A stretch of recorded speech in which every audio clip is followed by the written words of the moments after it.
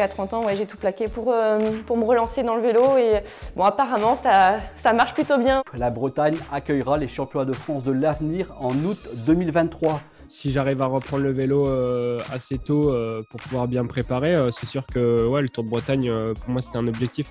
Bienvenue dans Ravito, le rendez-vous vélo du Télégramme. Ravito, c'est tous les vendredis à 18 h sur le télégramme.fr. Elle était ingénieure dans le nucléaire, elle est désormais coureur cycliste professionnelle. Élodie Lebaille a tout plaqué pour assouvir sa passion du vélo. La Morbihannaise nous a parlé de son choix de vie cette semaine chez elle à Bubry. À mes 30 ans, j'ai remis tout en question et c'était un déclic pour moi de reprendre le vélo. Élodie Lebaille, j'ai 31 ans et je suis cycliste professionnelle et c'est ma deuxième saison à Saint-Michel-Aubert 93.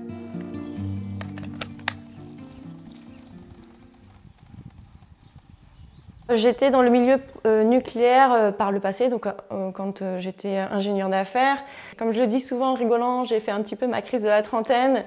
C'est vrai qu'à cette époque-là, je me suis posé beaucoup de questions parce que dans ma vie, c'était plutôt compliqué au niveau professionnel et personnel. C'est vrai que le vélo était toujours quelque chose qui revenait toujours à moi parce que ça me manquait. Et donc cette année-là, je suis revenue un petit peu aux sources, donc je suis revenue en Bretagne, j'ai tout plaqué et puis j'ai repris le vélo naturellement avec l'envie de faire quelques courses et de voir ce que ça pouvait rendre. Donc c'est pour ça que j'ai arrêté au niveau professionnel ces postes à responsabilité pour revenir à des choses qui me tiennent plus à cœur et qui me correspondent davantage. En 2007 et 2008, j'étais effectivement en équipe de France. Donc là, j'ai des photos où justement je faisais partie de l'équipe de France. J'ai participé au championnat d'Europe, participé au championnat du monde.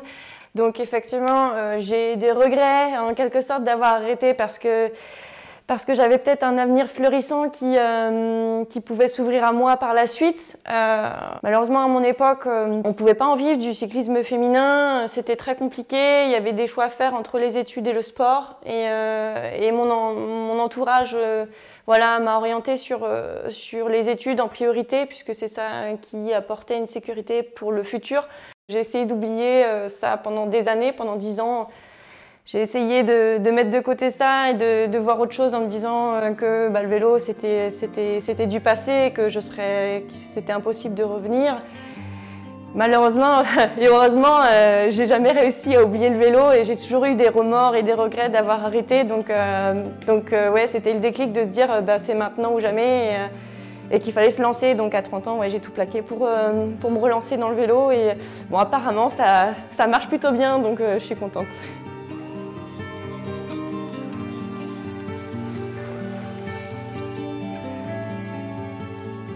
J'ai rejoint l'équipe Saint-Michel-Aubert cette saison, simplement pour les raisons suivantes, c'est que déjà c'est une bonne équipe, au niveau, que ce soit sur le plan médical, que ce soit sur le plan technique, il y a vraiment une grosse structure qui est mise en place, une organisation qui est vraiment professionnelle, et puis évidemment aussi au niveau du salaire, qui est très important aussi, on ne peut pas le négliger, donc voilà, c'était un ensemble qui m'intéressait énormément et je suis vraiment pas déçue parce que vraiment on a vraiment une équipe très très forte, on a une équipe qui est très soudée et je pense que cette année on va pouvoir ressentir tout ça sur les résultats, j'espère très bientôt.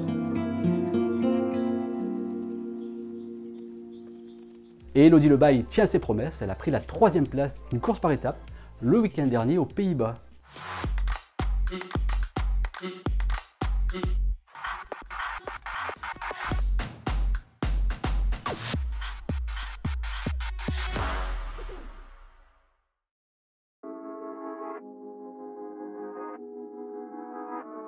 Quelques infos au sprint à présent et une exclue Ravito. La Bretagne accueillera les championnats de France de l'avenir en août 2023. Après La Chapelle-Carreau en 2012 et Plougastel-Daoulas en 2018, les France jeunes feront donc à nouveau étape dans la région. Le nom de la ville concernée sera dévoilé le mois prochain. En 2023, toujours direction Plumelec pour le Tour de Bretagne et la célèbre côte de Cadoudal et son circuit Bernardino accueillera une étape de l'épreuve l'an prochain. A noter que le Tour de Bretagne 2023 devrait également faire un crochet par les Monts d'Arrée.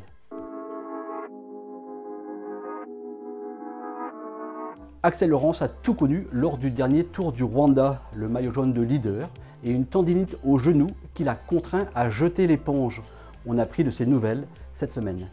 C'est un problème au niveau de la rotule, voilà, une sorte d'inflammation, une douleur en fait qui survient dès que je pédale. Moi, je me suis fait un peu le rapprochement parce que au Tour de Valence, début de saison, sur une étape, j'ai eu mal au genou et 2 jours avant, j'avais une poussée des dents de sagesse. Donc ça, là, c'était le genou droit, donc ça a duré une journée et après, c'est passé. Et là, pareil, j'ai eu 2 jours avant, pareil, j'ai eu mal aux dents de sagesse et donc derrière, j'ai mal au genou. Donc c'est vrai que 2 fois, ça me fait un petit peu tilt et là, vu que je peux pas faire du vélo, c'était le moment de régler ce problème-là et donc c'est pour ça que je me suis fait opérer des dents de sagesse au plus vite, quoi. Si j'arrive à reprendre le vélo assez tôt pour pouvoir bien me préparer, c'est sûr que ouais, le Tour de Bretagne, pour moi, c'était un objectif. Et si on participait tous à la même course? C'est le défi que s'était lancé Denis Le Gac et ses 3 garçons, Laurent, Sylvain et Olivier, courant 2010 Paris tenu. La tribu Le Gac s'était retrouvée au départ d'un critérium en semi-nocturne à Brest. C'est notre coup d'œil dans le rétro. C'était le 8 juin 2010. Le mythique critérium brestois du Cours d'Ajau était ouvert aux premières, deuxième, troisième catégories ainsi qu'aux juniors et ça tombait bien, la famille Le Gac cochait toutes les cases.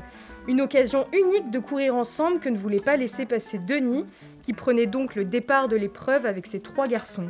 Laurent le grand, Sylvain celui du milieu et Olivier le petit dernier. Ces derniers n'avaient évidemment pas manqué de mettre la pression à leur père les jours précédents, mais Denis Le Gac ne s'était pas dégonflé. Mieux encore, il tenait parfaitement sa place dans le peloton pour cette réunion de famille, pas comme les autres. 2 mois après, Olivier était sacré champion du monde junior en Italie. Voilà, la pause ravito, c'est tout pour aujourd'hui. On se retrouve vendredi prochain à 18 h sur le telegram.fr. D'ici là, bon week-end, bonne semaine et bonne course.